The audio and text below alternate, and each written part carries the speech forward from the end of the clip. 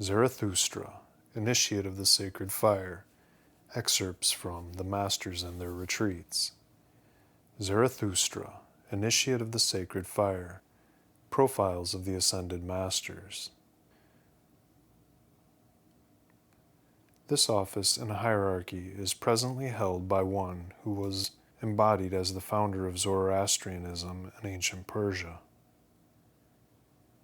He is the highest initiate of the sacred fire on the planet and the governing authority of the energies of Fohat. He is over the priests of the sacred fire and the priesthood of Melchizedek. All members of the Great White Brotherhood serve in the order of Melchizedek, even as they serve the sacred fire, but only those who have reached a certain level of initiation may be called priests of the order of Melchizedek. Other members serve the purpose of the order but do not bear the title of priest. Zarathustra has many disciples serving under him, and when the most advanced of these reaches a certain attainment, he will qualify for the office, and the teacher will go on to cosmic service. Zoroastrianism is one of the oldest of the world's religions. Zarathustra, its founder, was a prophet who spoke to his God face to face. Zarathustra lived in a non-literate society whose people did not keep records. His teachings were passed down by oral tradition, and much of what was later written down about his life and teachings has been lost or destroyed. What scholars have been able to piece together about him comes from three sources: the study of the historical milieu prior to and during the time Zarathustra is believed to have lived, tradition, and 17 sacred hymns called gathas. Scholars concur that Zarathustra composed these hymns. The gathas are recorded in the Avesta, the sacred scriptures of Zoroastrianism. It is believed that Zarathustra was born in what is now east-central Iran, but that is not certain. Zarathustra's date of birth is even more difficult to establish. Scholars place it sometime between 1700 BC and 600 BC. The consensus is that he lived around 1000 BC or earlier. The Gathas say that Zarathustra was the Spitama family, a family of knights. The Greek name for Zarathustra is Zoroaster, meaning golden star or golden light. He was one of the priest class who formulated mantras. Tradition holds that at the age of 20, Zarathustra left his father, mother, and wife to wander in search of truth. 10 years later, he had the first of many visions. He saw on the bank a shining being who revealed himself as Vohu Mana, good purpose, and this being led Zoroaster into the presence of Ahura Mazda and 5 other radiant figures, before whom he did not see his own shadow upon the earth, owing to their great light. Ahura Mazda means wise lord. Zarathustra recognized Ahura Mazda as the one true God, the creator of the universe.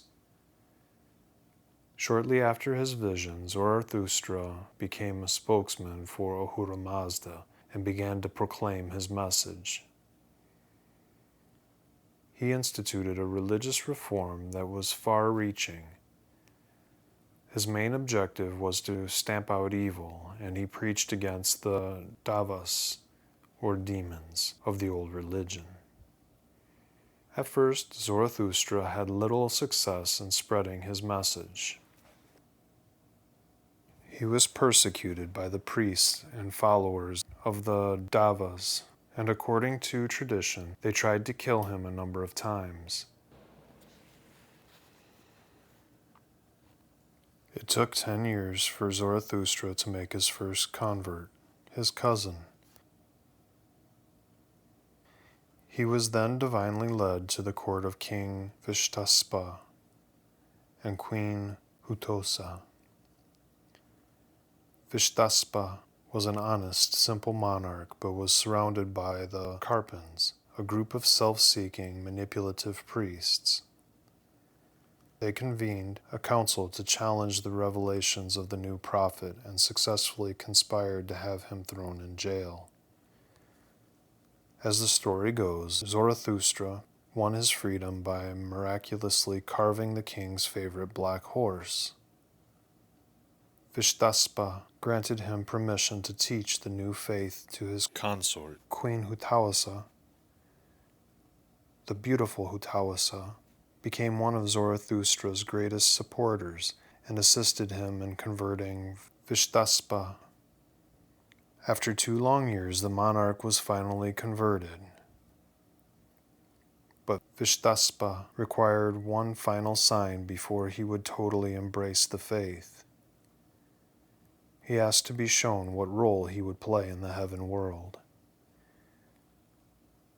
In response, Ahura Mazda sent 3 archangels to the court of Vishtaspa and Hutawasa.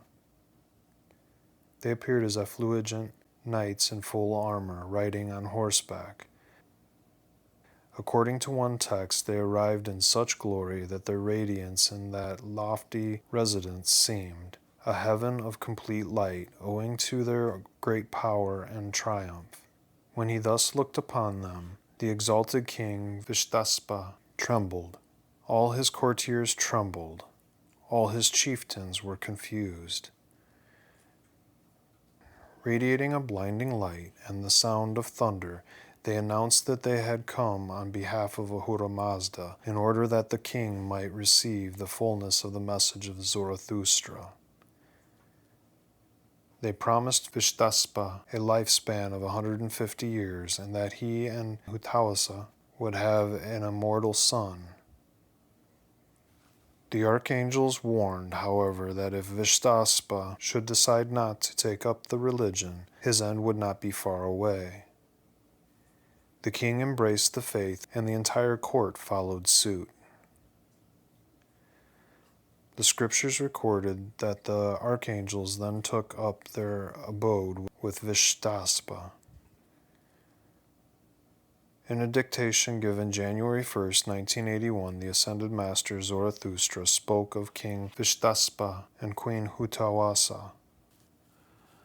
I am come to deliver the sacred fire of the sun behind the sun, to raise you up and to establish in you the original teachings of Ahura Mazda, Sanat Kumara, delivered long ago in the land of ancient Persia, unto me and unto the king and queen, who received the conversion of archangels, and of the sacred fire, and of the holy angels by the descent of light.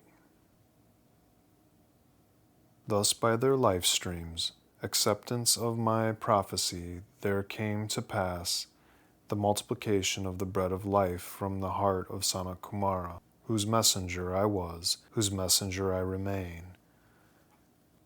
The teaching of the hosts of the Lord and the coming of the great avatar of light, the teaching of betrayal and consequent warfare of his hosts against the evil ones was understood and propagated.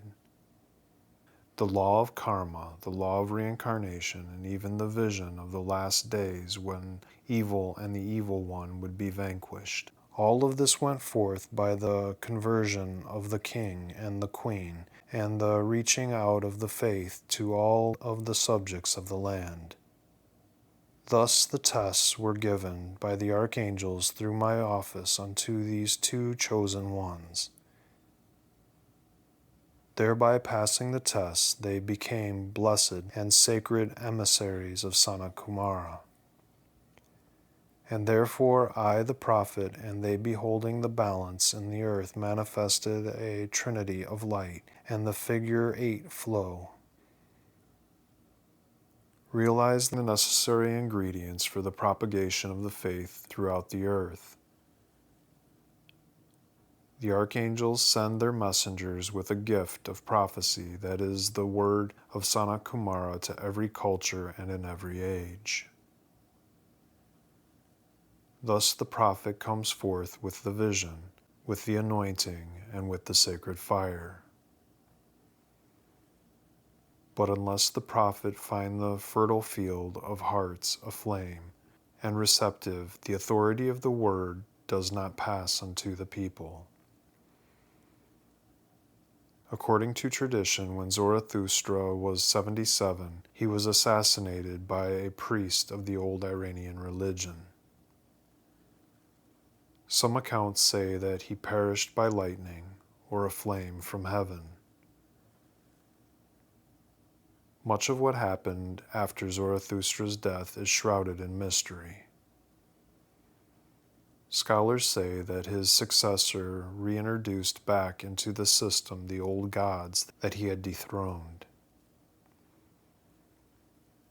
By the time the Medes came to power in 7th century BC, Zoroastrianism was a major force in Persia. When Alexander the Great conquered Persia in 331 BC, he killed the priests and burned down the royal palace, destroying whatever may have been recorded by Zoroastrian tradition. About AD 225, Zoroastrianism re-emerged in Persia and was the state religion until about 651 when the Muslims conquered Persia. Although Zoroastrianism was officially tolerated, the Arab conquerors encouraged conversion to Islam through societal pressures, economic incentives, or force. Many Zoroastrians converted or went into exile. Loyal Zoroastrians who remained in Persia were taxed for the privilege of practicing their faith. In later centuries, persecution of Zoroastrians escalated. As of 1976, there were only 129,000 Zoroastrians in the world. However, much of what Zarathustra taught lives on in Judaism, Christianity, and Islam. Today, Zarathustra is an ascended master whose consciousness bears as an auric emanation of fire that is an all-consuming love, a piercing light that goes to the core of whatever is unreal. We call him a Buddha because he has the attainment of the expansion of the threefold flame and the Christ mind at the level of initiation that we call the Buddhic level. Being in the presence of Zarathustra is like being in the presence of the physical sun itself. The mastery he has of spiritual fire and physical fire is, if not the highest among the highest of any adept ascended from this planet. If you want to keep the flame of Zarathustra, visualize him keeping the flame, the divine spark, in your own heart. He is the greatest fire tender of them all, if you will. And when you call to him, remember that when you are engaged in the battle of light and darkness, and you give your call for the binding of the forces of the Antichrist, there is no greater devourer of the dark forces than Zarathustra himself. He is an ascended master with Buddhic attainment, whose auric emanation is one of an all-consuming love. Zarathustra's retreat is patterned after the sacred chamber of the heart, which is the place where the threefold flame burns on the altar of being. Your high priest, who is your holy Christ self, retires to the sacred chamber to keep that flame. He and other ascended masters can and do visit you there and tutor your soul. Zarathustra said that we may be welcomed in his retreat when you have the necessary development of the heart. He has not revealed its location.